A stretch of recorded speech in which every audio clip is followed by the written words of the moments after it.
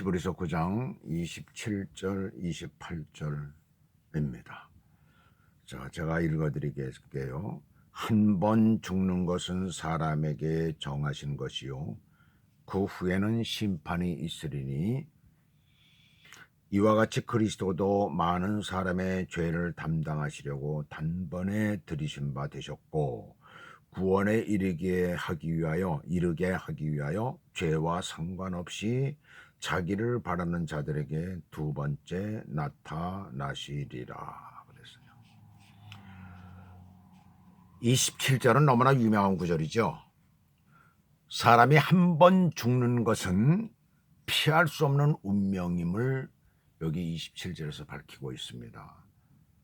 모든 사람은 이 세상 살아있는 동안에 육체의 죽음과 항상 마주치고 있어요. 인간에게 죽음은 아주 필연적인 것입니다. 또한 죽되 한 번 죽는 것이지 두 번 죽는 것이 아닙니다. 또 다시 태어난다라는 말인데 그건 전혀 없는 얘기예요. 다 거짓말입니다. 어디에도 근거가 없는 얘기예요. 이것은 하나님께서 정하신 변하지 않는 원리요 진리요 법칙인 것이에요. 창세기 2장 17절에 보시면 태초에 하나님께서는 아담에게 하나님의 말씀을 불순종하면 죽는다라고 했어요. 무슨 말을 들으라고 그런 거예요 거기에서? 야, 선악과를 먹지 말라고 그런 거죠. 아담의 불순종으로 말미암아 자 먹지 말라는 선악과를 그가 다 먹었잖아요. 즉 하나님의 말씀에 불순종함으로 말미암아 이 세상에 죽음이 들어왔고 그 이후 모든 인류는 출생 후 반드시 죽도록 운명 지어진 것이에요.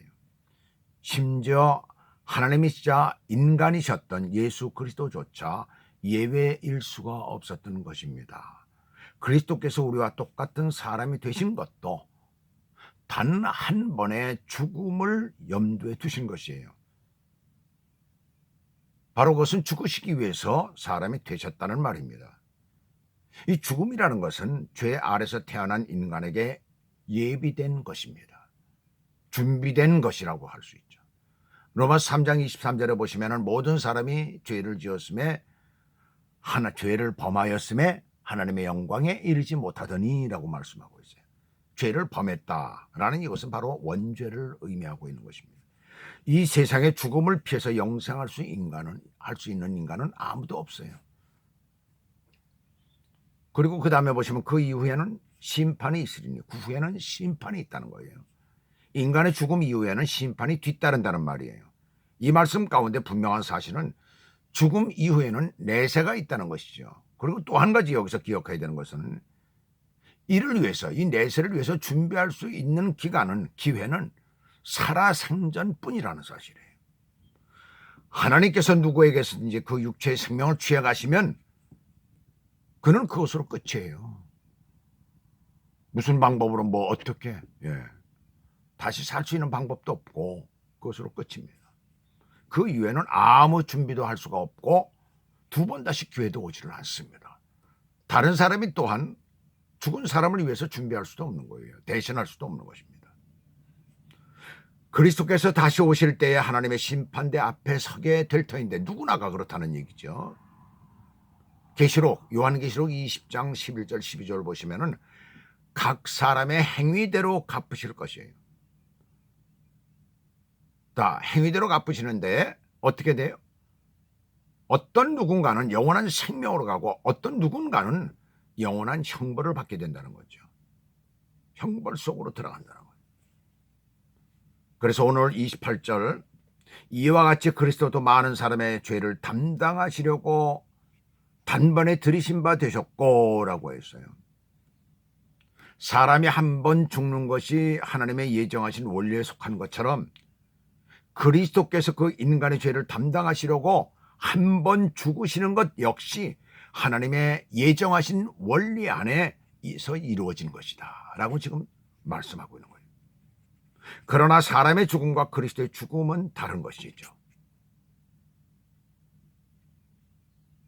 그리스도의 죽음은 인류의 죄를 짊어진 어린 양 예수님이죠.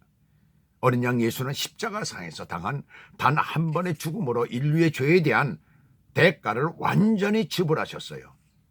그러므로 그를 믿는 자들에게는 죄의 정함, 정죄라고 하지요. 죄에 대한 대가, 죄에 대한 형벌이 적용이 되지 못하는 것입니다. 그래서 구원에 이르기 위해서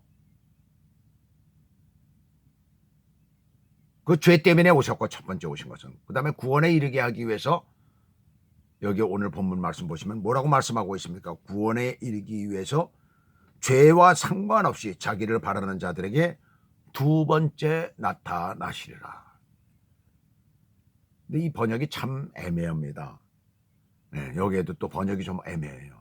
원어를 보면은 분명하게 나옵니다. 원어를 보면은 분명한 해석이 되는데, 두 번째 나타나실 때 죄와 상관없이 나타나신다는 그런 말이에요. 죄와 아무 상관없이 나타나신다는 거예요. 죄 때문에 대신 죽으신다는 뭐 이런 게 아니고 아무 상관없이 나타난다는 거죠. 그래서 공동 번역에는, 공동 번역이라는 거 있죠.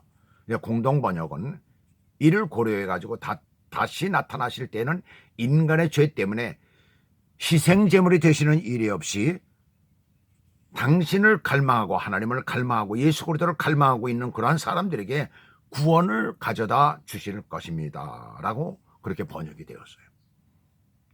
그리스도께서 초림 첫 번째 이 땅에 오실 때에는 인간의 죄 때문에 오셨지만은 재림하실 때에는 그 죄와 상관없이 단지 완전한 구원을 위해서 오실 것이라는 그런 말씀이에요. 예수 그리스도를 믿는 자들에게 완전한 구원을 주시기 위해서 오실 것이라는 그런 말씀입니다.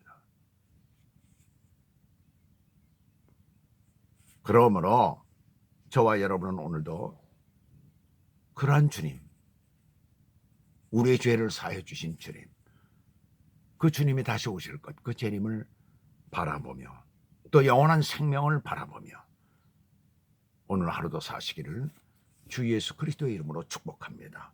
기도하겠습니다.